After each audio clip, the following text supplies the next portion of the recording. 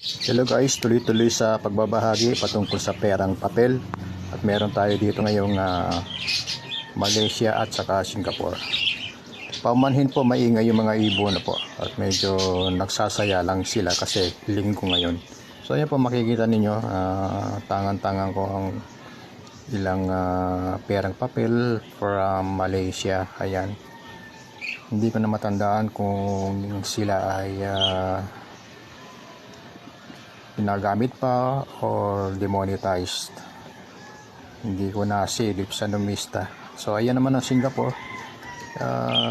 Yang nasa unahan polymer ang tawag dyan. Ano po, katulad ng 1K natin ngayon.